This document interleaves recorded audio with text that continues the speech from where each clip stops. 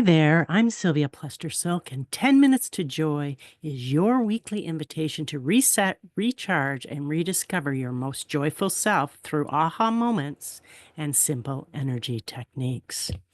Today, we're discussing expectations versus intentions. Hi, I'm Sylvia Plester-Silk. Have you ever heard the expression, expectations are premeditated disappointments? Well, we used to talk about that all the time in addiction treatment work. Because what would happen is people would be in the comparison game and look around and have an expectation that their recovery should be like everyone else's. I should be at this point by X time, and so on. A lot of times when we set expectations, and I think that this has a lot to do with SMART goals. I've always had difficulties personally setting SMART goals: specific, measurable, attainable, etc. And I think I rebelled against those SMART goals because they held me in a place of rigidity and expectation. When I had those goals, I had the strong desire for a specific outcome. When I'm working with clients, if I hold a specific outcome, I don't, in mind for them and for their treatment, I don't give space for them to be fully present. And their presence is much, much more important than what I do or do not do for them. Having said that, I do really try to be very present during my sessions. However, when I switch into an intention, and I use this every year on my vision boards, I set an intention that I would like certain types of emotional experiences or a certain experience. And what I do, rather than trying to find the perfect photo of that specific event, situation, dollar income, number of clients, etc., is I will find a symbol that represents it. And what that does is it allows me to get into this co-creation with spirit and with the divine. So I start to set out what I would like as an intention, and that leaves me open. Because sometimes the goals or expectations we have for ourselves and our businesses and our relationships and so on is based on our human perspective, which tends to be very limited. When we co-create with the universe or spirit, the world is our oyster. When we move into expectation, we often get disappointed because my expectation is that another person ought to act in a specific way or support me in a specific way. And that may not be their natural way of doing it. It may not be in their makeup as a human being, and that's okay. However, if I stay in expectation about that, I start to build hurt, frustration, anger, and even resentment.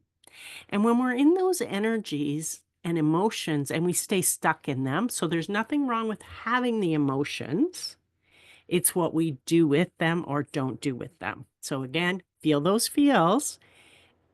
And if you find yourself stuck in resentment, then you need to ask yourself, what are the expectations I've been placing on myself that may be unfair and on other people that may be unfair? It can start to be a little bit like entitlement. I'm entitled to have you act in a specific way for my personal benefit. Thank you very, very much. Huh, not so cool, really. Instead, Um, think about being curious. I set this intention that I'll have a prosperous year. Within that intention, I can have specific things that I will do or deliver. As an example, every week I'm going to bring you a podcast. My intention with my podcast was to share my brilliance, my expertise, my thoughts with other people that may possibly benefit. Do I have an expectation that in 3 months I will reach 100 listeners? No, I don't. But I have an intention that my word will get shared. And so I'm sharing openly with the desire and the curiosity to see what comes from it.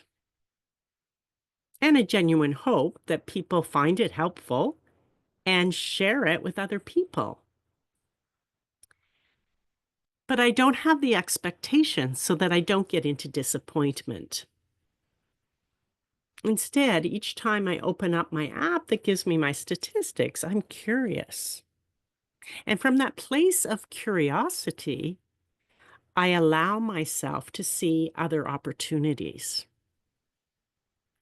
So expectations are attached to outcome and how it should be. Intentions are, I have this idea that I would like to bring to fruition. How do I go about doing that? And what's within my power to evoke that result? And at the same time, staying in that curiosity place of what's out there for me? What is it that I'm not seeing? What is it I'm not hearing? What other perspectives may be of benefit to me? And from that curiosity place, I'm not in a failure. I continue to grow, I continue to explore, and I continue to expand. Instead, when we go to expectations, we tend to get in this more rigid, specific, this is how it should be kind of energy, which is a much more constricted energy. It's more dense energy. It's harder to shift and move and alter that goal because you've spent so much time speculating and setting that goal on how it should be for you and how others are going to support that goal or possibly even challenge that goal. Let's face it, when we're doing something like putting out a podcast, it is scary. We tend to avoid doing it. What if we don't get the results we desire? The other thing about intention is I think it's extremely important that it's according to our value base. For years, I set goals about I'm going to make X number of dollars a year. And if I'm really honest with you, I don't know that I ever made the dollar number that I had set out as an expectation for the year. Does that mean I didn't make money? Absolutely not. However, money's not my highest value. So I'm setting goals based on what a business coach is telling me I should be doing. I'm setting goals because I think that's somebody's definition of success, but it's not resonating with my definition of success. And my definition of success is much more about the impact I make on other people and on this world of ours. Because we all know right now our world is in a topsy-turvy environment. And we really needed to shine our light and get together and co-create with spirit and other people to make this place more peaceful, more loving, and more egalitarian, in my humble opinion. How do you become more flexible in your goals? How do you start to set intentions versus expectations? Expectations are really tied into your values. Whatever activity that you're engaged in, whether it's for a paid work environment or a fun environment or your personal business, what is it that you most desire to achieve? Is it impact? How you impact the world? For some of you, it may be money. What is it that the money is going to bring you? Because money in itself is simply an amplifier of energy.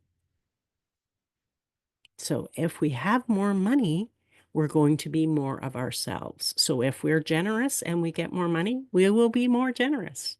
And if we're really selfish and get more money, we're probably going to be even more selfish. Anyway, I digress. So back to expectations versus intentions. Can you loosen up and just start to explore what an intention would be for you? I intend to be kind. I intend to be honest. I intend to live in integrity. I intend to help people.